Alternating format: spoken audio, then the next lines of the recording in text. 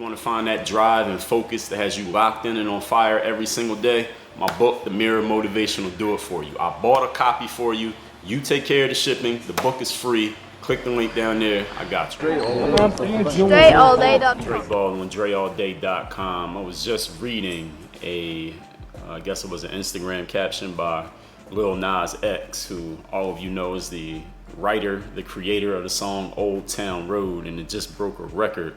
At least the day that I'm recording this, it broke a record for the longest standing on #1 on the Billboard chart song ever, past Mariah Carey and Boyz II Men song, and is #1 all time for the longest time on the charts. And Lil Nas X have written this post basically talking about the story that led to this song. And I think to this day, that's like the only song he got is just this one song, and he's blown up and is like one of the biggest names in music, at least right now, off of this one song that he has, this Old Town Road song. The song's like 2 minutes long. And I had read his story because the song came out in like late 2018, right? But I never really listened to it. I never listened to it, period. But I had heard his name, but I wasn't paying any attention. I thought it was just another rapper people were talking about. And then finally, a couple people in my family, my father had mentioned it, my sister mentioned it, we had a group text, and she said her kids, and my sister has almost teen kids, and they listened to it. So she had mentioned this, all right, I'm gonna listen to it. So I listened to it in like June of 2019, is the first time I heard the song. I was like, this song is actually pretty catchy. And I went and Googled the guy, Lil Nas X, and read a little bit about his story and how his parents had kicked him out. And he was like basically at the end of his rope when he finally came up with this song. As like I said, the only song he had, or at least the only one that I know of that he has. Maybe he had more before that, who knows. But the whole point that I want to share in this is that what he talked about in his post, maybe you read it, if you didn't, you go look it up, was how he was basically at the end of his rope. He was staying with his sister at the time that he tried to come up with the idea for the song, and his sister told him like, yo, you can only stay here for a little bit longer, then you got to go. She was kicking him out because he had been staying there and he didn't have any traction in his music career, what you couldn't even call a music career at that point. And then he left his sister's house. He was staying at his brother's house when he said he was sitting like on the back porch or something, he said, and he was just listening to beats. And when he heard the Old Town Road beat, he was like, I knew this was it. And he started to come up with the song, and he knew he had to be short, it had to be kind of funny, it had to be catchy. He knew the elements that he wanted in the song, put it together, and he didn't know it was gonna blow up like it did, but then it blew up. But the thing about his story, and this is not about being a musician, because I'm not a musician, and it's not about even trying to do anything that's like fame based, like being an athlete or any type of performer or anything like that. When you're on a literal stage performing, it's about when you're in that situation in life where you feel like you're at the end. You're like, damn, I can't be in any worse position than I'm in right now.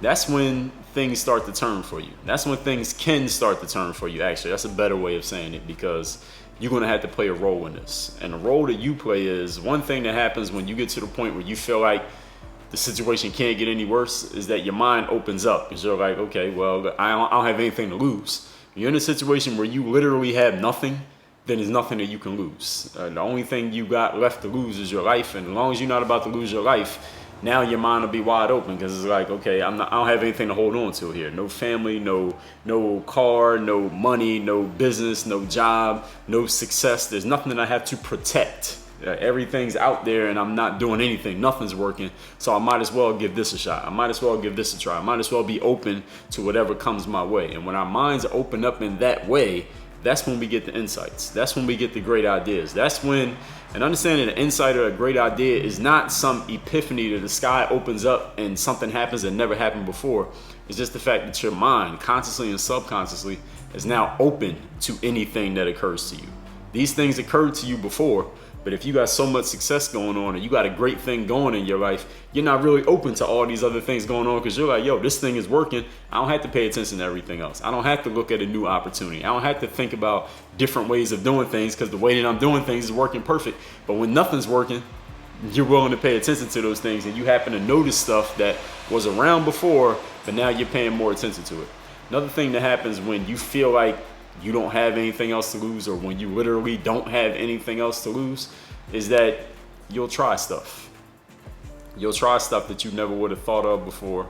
And when you don't have, and I kind of already said that in the first point, is that you'll try things you haven't thought of before, but you'll try them in a different way. You'll try them with a different type of energy. You'll try them as if, look, if this doesn't work, and sometimes we get our backs to the wall. If this doesn't work, then this situation is only going to get worse. We'll put more energy into something. We'll not be as, what's the word that I want to use here? We're not as pressed for something to work sometimes when we feel we're at the bottom, because we're like, if this doesn't work, so what? I don't have any reputation to lose. I don't have any ego to lose. I don't have any success to lose. So you could be on either end of the spectrum. Like, I'm gonna put everything into this because this one has to work, or I'm not gonna put so much pressure on myself to make this work, because even if it doesn't, so what? It'll just go along with the other 100 things that I've been trying that haven't been working either. So I really have nothing to lose. This is really just about the way that you think.